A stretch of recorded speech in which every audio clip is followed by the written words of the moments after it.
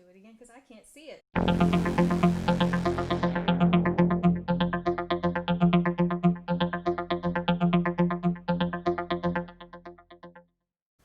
Hi, I'm Michelle Jones, founder and band leader of Violectric and Violectric Education Programs.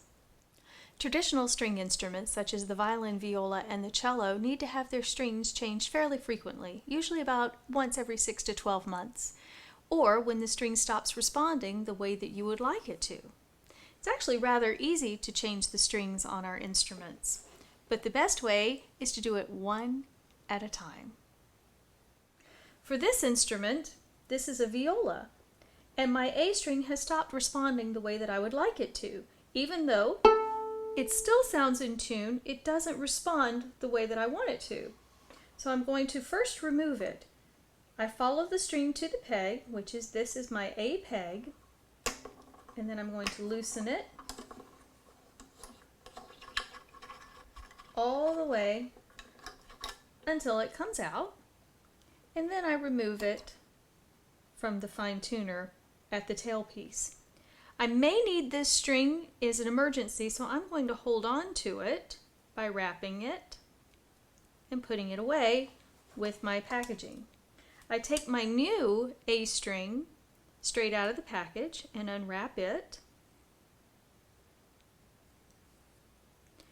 I check it to make sure that there are no imperfections all along the string, which it feels very smooth to the end. I check to make sure that there's no frayed edges anywhere before I put it on. I know that this is the correct size for my instrument, and I know that this is an A. I actually start in what's called the peg box. The peg box is where all the pegs live. If you notice, each peg is actually custom fit for each section of the peg box. Each peg also has a hole drilled into it. Your new string will actually go through the hole, and then you wrap it around the peg. It's hard to see inside the peg box, but it has to be done there.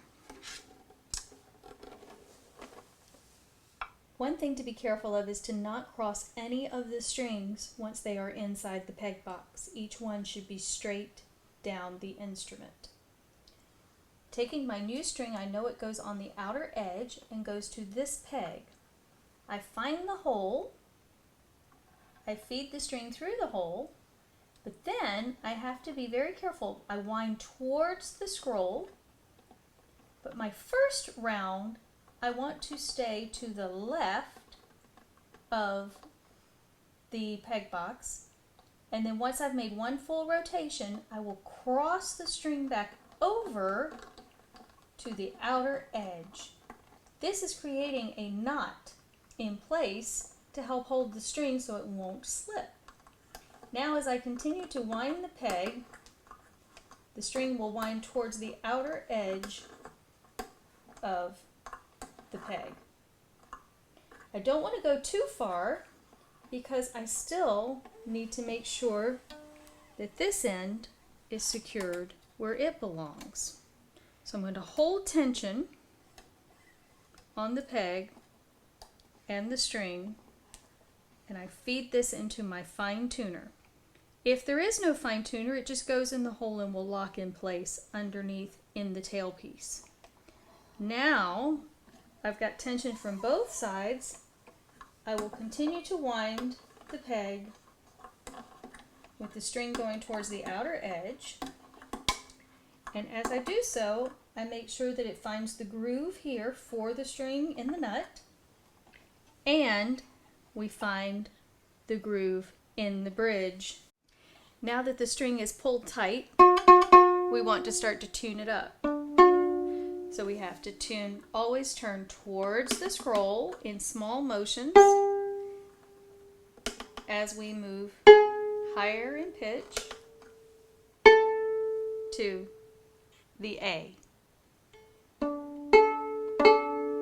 Not exactly in tune yet, but I will continue to work on it as the string stretches. One of the things that you'll want to do once the string is in place is to polish it. A lot, because what this does is creates friction on the string and warms it up, allowing it to stretch and go into tune faster. And if the pegs are tight, you have to loosen before you can tighten again. And then we use our fine tuner to finish it out. And that's how you can change a string on a violin, viola, or a cello.